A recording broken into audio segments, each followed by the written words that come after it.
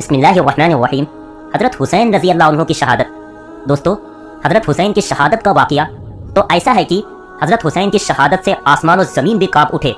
ये दुनिया का तन्हा ऐसा वाक़या है कि जिसके बाद आसमान लाल पड़ गया था और उस दिन बैतुल मुक़द्दस में जो भी पत्थर उठाया जाता उसके नीचे से खून मिलता था। कई दिनों तक लाल आंधियाँ चलती रहीं और हर तरफ एक वहशत सी छाई रही, क्योंकि हज़रत हुसैन की शहादत कोई आम शहादत नहीं थी, बल्कि नबी के नवासे हज़रत हुसैन को बड़ी बेदर्दी के साथ करबला के मैदान में शहीद किया गया था। दोस्तों, हज़रत हुसैन हमारे नबी हुजूर सल्लल्लाहु अलैहि वसल्लम के नाती और हज़रत फातिमा के लड़के थे। हमारे हुजूर सल्लल्लाहु अलैहि वसल्लम की वफ़ात के 50 सालों के बाद जब यजीद बादशाह बना तो उसने हुक्म दिया कि सारे लोग आकर मेरे हाथ पर बैअत करें और मुझे अपना बादशाह व खलीफा माने। यजीद एक बहुत गुनहगार और अय्याशी करने वाला इंसान था। वो मुसलमानों का बादशाह बनने के बिल्कुल लायक नहीं था। यहाँ तक कि कई तारीख लिखने वालों ने यजीद के बारे में लिखा है कि वो शराब भी पीता था। इसलिए जब हज़रत हुसैन को इस बात की खबर हुई कि यजीद मुसलमानों का खलीफा व बादशाह बन चुका है, तो उन्होंने फरमाया कि यजीद बादशाह बनने के लायक बिल्कुल नहीं है, इसलिए मैं कभी भी उसके हाथों पर बैअत नहीं करूँगा। क्योंकि हज़रत हुसैन हमारे नबी के नवासे और उस वक्त लोगों में सबसे ज़्यादा मशहूर हस्ती थे। इसलिए मुसलमानों में जब तक हज़रत हुसैन यजीद को अपना खलीफा ना मानते, तब तक दूसरे मुसलमानों की एक बहुत बड़ी तादाद भी यजीद को अपना खलीफा मानने के लिए तैयार न होती। यह खबर जब मदीना के गवर्नर वलीद तक पहुंची तो उसने हज़रत हुसैन को अपने पास बुलाया और कहा कि आप यजीद को अपना खलीफा मान लें, वरना आपके खिलाफ कोई बड़ा फैसला लिया जाएगा। हज़रत हुसैन ने जवाब दिया कि मैं किसी गुनहगार इंसान को अपना बादशाह हरगिज़ नहीं मान सकता, इसलिए मैं मरना तो गवारा करूंगा, लेकिन यजीद को कभी भी अपना खलीफा न तस्लीम करूंगा। कोफा शहर के बहुत से लोग ऐसे थे जो हज़रत हुसैन की तरह यजीद को अपना खलीफा मानने के लिए तैयार नहीं थे। इसलिए जब इन लोगों को खबर हुई कि हज़रत हुसैन ने भी यजीद को खलीफा मानने से इनकार कर दिया है, तो कोफा शहर वालों ने बहुत सारे खत लिखकर हज़रत हुसैन को कहा कि आप हमारे पास कोफा आ जाएं, हम आपको अपना बादशाह व खलीफा तस्लीम करेंगे और आपके खातिर अगर हमें लड़ना पड़े तो हम अपनी जानों का नजराना भी पेश करेंगे। ये बात जब हज़रत हुसैन को पहुंची तो उन्होंने कोफा शहर जाने का इरादा बना लिया, लेकिन हज़रत अब्दुल्ला बिन अब्बास ने कहा कि आप इस तरह सफ़र ना करें। यजीद की हुकूमत बहुत जालिम है, इसलिए वो आपके खिलाफ कोई भी कदम उठा सकते हैं। इसलिए आप कोफा वालों को पैगाम भेज दें कि अगर वो हकीकत में आपको अपना खलीफा तस्लीम करते हैं तो खुद ही अपने लश्कर लेकर मदीना आ जाएं। लेकिन हज़रत हुसैन ने जवाब दिया कि नहीं, मैं कोफा जाना मुनासिब समझता हूँ, क्योंकि मैंने आज रात इस बारे में एक ख्वाब भी देखा है और मेरा लड़ाई करने का कोई भी इरादा नहीं है। जब यजीद को खबर हुई कि हज़रत हुसैन ने उसे अपना बादशाह मानने से इनकार कर दिया है, तो उसने हर वो तरीका अपनाया कि जिससे वो हज़रत हुसैन को डरा धमका कर अपनी बात मानने के लिए राज़ी कर ले। इसलिए जब यजीद को खबर हुई कि हज़रत हुसैन कोफा शहर की तरफ अपना लश्कर लेकर निकल चुके हैं और कोफा वाले हज़रत हुसैन को अपना खलीफा व बादशाह बनाना चाहते हैं, तो यजीद ने अपने महल के एक बहुत ही जालिम और सख्त दिल इंसान को कोफा शहर का गवर्नर बना दिया। उसका नाम इब्ने ज़ियाद था। यजीद ने अपने गवर्नर इब्ने ज़ियाद को हुक्म दिया कि अगर हज़रत हुसैन कोफा शहर पहुंचने की कोशिश करें तो उन्हें रास्ते में ही रोक दिया जाए और उन्हें किसी हाल में भी कोफा न पहुंचने दिया जाए। कोफा शहर से सैकड़ों किलोमीटर पहले करबला का मैदान पड़ता है। जब हज़रत हुसैन करबला के मैदान में पहुंचे तो इधर कोफा शहर के गवर्नर ने एक बहुत बड़ा लश्कर करबला की तरफ रवाना किया। इस लश्कर का सरदार इब्ने साद था। दुश्मनों का लश्कर जैसे ही करबला के मैदान में पहुंचा तो सबसे पहले उन लोगों ने नदी के किनारे अपने आदमियों को फैला दिया, ताकि हज़रत हुसैन के काफिले वालों को एक बूंद भी पानी नसीब न हो सके और ये लोग मजबूर होकर यजीद को अपना खलीफा मान ले। हज़रत हुसैन के साथ सिर्फ 72 लोग थे, जिसमें 32 लोग घोड़ों पर सवार थे और बाकी सब पैदल थे। 3 दिनों तक हज़रत हुसैन और उनके साथी सब प्यासे रहे। हज़रत हुसैन के साथ करबला के मैदान में उनकी बहनें, भाई, लड़के सभी मदद के लिए आए थे।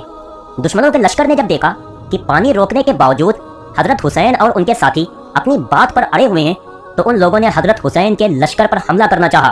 तो हज़रत हुसैन ने दुश्मनों के सरदार को पैगाम भेजा कि हमें रात भर सोचने का मौका दो, फिर हम फैसला करेंगे।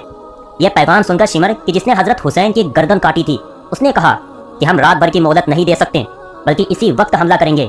लेकिन आगे से किसी ने कहा कि ऐ शिमर, मोहलत ही तो मांग रहे हैं, अगर वो बगैर लड़े मान जाते हैं तो इससे अच्छी क्या बात होगी, इसलिए रात भर की मोहलत दे देना चाहिए। शिमर ने कहा ठीक है, अगर रात भर में समझ जाते हैं तो ठीक, वरना सुबह हम हमला कर देंगे। यह जुमे की रात थी। हज़रत हुसैन ने अपने तमाम साथियों को जमा करके फरमाया कि ऐ मेरे दोस्तों, तुम में से जो जाना चाहे वो जा सकता है। मैं नहीं चाहता कि मेरी वजह से तुम्हें अपनी जान गंवाना पड़े, इसलिए मेरी तरफ से बिल्कुल इजाज़त है। मैं इन दुश्मनों का जैसे हो सकेगा मुकाबला करूंगा, वरना अल्लाह की राह में शहीद हो जाऊंगा। सारे साथियों ने जवाब दिया कि ऐ हुसैन, कुछ भी हो जाए हम आपको इस हालत में छोड़कर वापस नहीं जाएंगे और इन दुश्मनों को आपसे लड़ने से पहले हमारा मुकाबला करना होगा। आपकी खातिर हम अपने सर कटवा देंगे और अपनी जानों का नजराना पेश करेंगे।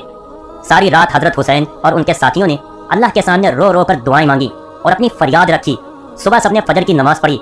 सामने दुश्मनों का लश्कर हमला करने को तैयार था कि उसी वक्त हजरत हुसैन को हल्की सी नींद आ गई और फिर जब वो बेदार हुए तो मुस्कुराने लगे। साथियों ने पूछा कि हजरत आप मुस्कुरा क्यों रहे हैं? तो हजरत हुसैन ने जवाब दिया कि अभी ख्वाब में मुझे अपने नाना हजरत मोहम्मद मुस्तफ़ा सल्लल्लाहु अलैहि वसल्लम नजर आए थे। वो मुझसे कह रहे थे कि बेटा मैं तुम्हें लेने आ गया हूँ। और फिर हजरत हुसैन ने अपने लश्कर को तरतीब देकर खड़ा किया और सामने दुश्मनों को पुकार कर कहा कि ऐ लोगों, क्या तुम्हें पता नहीं कि तुम ये क्या करने जा रहे हो? क्या तुम रसूल के नवासे से जंग लड़ना चाहते हो? क्या तुम्हें पता नहीं कि मेरे नाना मोहम्मद सल्लल्लाहु अलैहि वसल्लम कौन थे? क्या मैं अली का बेटा नहीं हूँ? क्या हजरत हमजा मेरे नाना के चचा नहीं थे? क्या हजरत जाफर मेरे नाना मोहम्मद सल्लल्लाहु अलैहि वसल्लम के चचेरे भाई नहीं थे? क्या तुम्हें मेरे नाना की वो बात याद नहीं जो उन्होंने मेरे और मेरे भाई हसन के बारे में फरमाया था कि हसन व हुसैन जन्नत के नौजवानों के सरदार हैं? दुश्मनों के लश्कर पर हजरत हुसैन की इन बातों का कोई असर न हुआ। उनके लश्कर में सिर्फ एक मुसलमान हजरत हुर बिन कैस ऐसे थे कि जो यजीद के लश्कर को छोड़कर हजरत हुसैन की तरफ आ गए और कहने लगे कि ये वक्त है जन्नत और दोज़ख के फैसले का। अगर आज मैं हजरत हुसैन पर तलवार उठा दूंगा तो अल्लाह मुझे हमेशा के लिए जहन्नुम में डाल देगा। दुश्मनों के सरदार इब्ने साद ने सबसे पहला तीर हजरत हुसैन के लश्कर की तरफ चलाते हुए कहा कि तुम लोग गवाह रहना कि आज सबसे पहला तीर मैंने चलाया था। और फिर लड़ाई शुरू हो गई। हजरत हुसैन के लश्कर के साथ अल्लाह की एक खास मदद थी। सामने दुश्मनों का 4000 का लश्कर था और इधर हजरत हुसैन की तरफ सिर्फ 72 लोग थे। लेकिन ये 72 लोग उन 4000 दुश्मनों को अपनी तलवारों से ऐसे काट रहे थे कि जैसे गाजर मूली काटे जाते हैं। हजरत हुसैन के लश्कर में एक बहुत बहादुर मुसलमान थे। उनका नाम हजरत जुहैर था। दुश्मनों के 10-10 लोग एक साथ मिलकर हजरत जुहैर पर हमला करते, लेकिन हजरत जुहैर अपने घोड़े पर बैठकर अपनी तलवार हवा में लहराते हुए ऐसी तेजी से उन दुश्मनों का मुकाबला करते कि पलक झपकते ही सबकी गर्दनें काटकर उन्हें जमीन पर गिरा देते। कोई उनके पास आने की हिम्मत नहीं कर पा रहा था। हजरत जुहैर को देखकर सारे दुश्मन सहमे जा रहे थे कि तभी शिमर ने हुक्म दिया कि जुहैर के पास कोई न जाओ, बल्कि दूर ही से उनके ऊपर पत्थर मारो और तीर चला चला कर उनको जख्मी करो, वरना वो आज सारे लश्कर को खत्म कर देंगे। और फिर दुश्मनों ने ऐसा ही किया। उन्होंने दूर से हजरत जुहैर पर पत्थर मारना शुरू कर दिए। हजरत जुहैर बहुत देर तक पत्थरों को रोकते रहे, लेकिन तभी अचानक एक दुश्मन ने तीर चलाया और वो सीधे हजरत जुहैर के कंधों पर आकर लगा कि जिससे उनका हाथ कट गया। शिमर के हुक्म पर फौज ने दौड़कर हजरत जुहैर को रस्सियों में जकड़ दिया और अपने सरदार इब्ने साद के सामने लाकर पेश किया। हजरत जुहैर ने इब्ने साद से कहा कि शुक्र मना कि मेरे हाथ कट गए, वरना आज मैं तेरे सारे लश्कर को काट देता। इब्ने साद ने हुक्म दिया कि इनकी गर्दन उड़ा दो और फिर पीछे से शिमर ने अपनी तलवार से हजरत जुहैर की गर्दन काट दी। हजरत हुसैन का लश्कर इतनी बहादुरी से लड़ रहा था कि दुश्मनों में से कोई भी उनका मुकाबला नहीं कर पा रहा था।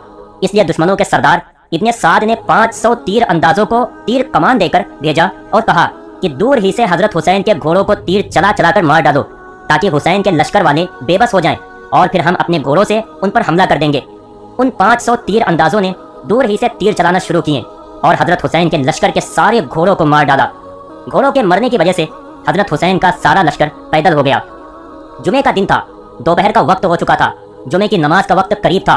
तो हजरत हुसैन ने अपने एक साथी से कहा कि आवाज लगाकर दुश्मनों के सरदार से कहो कि हमें जुमे की नमाज पढ़ना है, तुम थोड़ी देर के लिए अपने लश्कर को रोक लो ताकि हम नमाज पढ़ सकें। लेकिन सामने से दुश्मनों के सरदार ने जवाब दिया कि हम तुम्हें नमाज नहीं पढ़ने देंगे। मजबूर होकर हजरत हुसैन ने नमाज खौफ पढ़ी।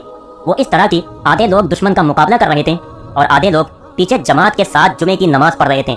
फिर जब ये लोग नमाज से फारिग हुए तो ये दुश्मन का मुकाबला करने लगे और बाकी लोगों ने आकर अपनी जुमे की नमाज पढ़ी। लड़ाई मुसलसल जारी थी। दुश्मनों की फौज के पास घोड़े और हथियार थे, लेकिन हजरत हुसैन की फौज के सारे घोड़े मारे जा चुके थे। इसलिए दुश्मनों ने आगे बढ़कर हजरत हुसैन की फौज पर हमला कर दिया और एक एक करके हजरत हुसैन की फौज के सारे लोगों को मार दिया। हजरत हुसैन के बड़े लड़के हजरत अली अकबर सामने खड़े थे। एक दुश्मन ने अपना घोड़ा दौड़ाया और हजरत अली अकबर के सीने पर अपनी तलवार भोंकते हुए उनकी गर्दन उड़ा दी। अपने बेटे को इस तरह कत्ल होता देख हजरत हुसैन भी तड़प उठे और दौड़कर अली अकबर को अपनी गोद में ले लिया। आंखों से आंसू जारी हो गए, लेकिन दुश्मनों ने आज नवासे रसूल पर रहम न खाया। हजरत अली अकबर ने अपने बाप हजरत हुसैन की गोद में ही दम तोड़ दिया। हजरत हुसैन ने अपने बेटे की लाश उठाकर एक किनारे रखी। उसी वक्त एक दुश्मन ने हजरत हुसैन पर हमला करना चाहा तो हजरत हुसैन के भाई हजरत अब्बास आगे बढ़े और उस दुश्मन का जमकर मुकाबला किया, लेकिन वो अपने घोड़े पर सवार था और हजरत अब्बास पैदल थे। इसलिए थोड़ी देर के मुकाबले के बाद उस दुश्मन ने हजरत अब्बास को भी शहीद कर दिया। एक एक करके सारे अहले बैत शहीद होते जा रहे थे। हजरत हुसैन के साथ उस दिन उनके घर वालों में से 18 लोग आए थे, लेकिन ये दुश्मन एक एक को ताक ताक कर शहीद करते जा रहे थे। हजरत हुसैन अपनी आंखों के सामने अपने बच्चों और भाइयों को ज़बह होता देख रहे थे। हजरत हुसैन के बड़े भाई हजरत हसन के बेटे हजरत अब्दुल्ला ने जब देखा कि दुश्मनों ने मेरे चचा हजरत हुसैन पर हमला कर दिया है, तो ये 6 साल का बच्चा अपने खेमे से एक लाठी लेकर अपने चचा हजरत हुसैन को बचाने के लिए दौड़ा, लेकिन तभी सामने से दुश्मन ने एक तीर चलाया और फिर घोड़ा दौड़ाकर हजरत हुसैन के सामने ही उनके भतीजे हजरत अब्दुल्ला के सीने पर अपनी तलवार भोंक दी और उन्हें शहीद कर दिया। जिस वक्त दुश्मन ने हजरत हुसैन के भतीजे के सीने पर अपनी तलवार भोंकी तो भतीजे अब्दुल्ला ने चीखती आवाज में अपने चचा हजरत हुसैन को पुकारते हुए कहा कि हाय मेरे चचा, मुझे बचाओ। हजरत हुसैन अपने भतीजे को बचाने के लिए दौड़े, लेकिन तब तक दुश्मन अपना काम कर चुका था और हजरत अब्दुल्ला के सीने से खून का फव्वारा उबल रहा था। हजरत हुसैन ने दौड़कर अपने भतीजे अब्दुल्ला को अपनी गोद में ले लिया और रोते हुए कहा, अरे मेरे भतीजे, मुझे माफ कर देना, आज करबला के मैदान में तेरा चचा हुसैन बहुत बेबस है। देखते ही देखते भतीजे ने हजरत हुसैन की गोद में ही दम तोड़ दिया। हजरत हुसैन ने रोते हुए भतीजे की लाश उठाकर किनारे रखी। खेमे के अंदर से घर की औरतें ये सारा मंजर देख रही थीं। हजरत हुसैन की बहन हजरत ज़ैनब खेमे के अंदर मुसल्ला बिछाकर अल्लाह के सामने सजदे में गिरी हुई रो रही थी और दुआएं कर रही थी कि ऐ अल्लाह, आज अपने नबी के नवासे और मेरे भाई हुसैन की मदद फरमा। या अल्लाह, आप देख रहे हैं ना कि इन दुश्मनों ने कैसे मेरे घर वालों को शहीद कर दिया है। दोस्तों, इसके आगे का वाकया इंशाअल्लाह जल्दी अपलोड किया जाएगा।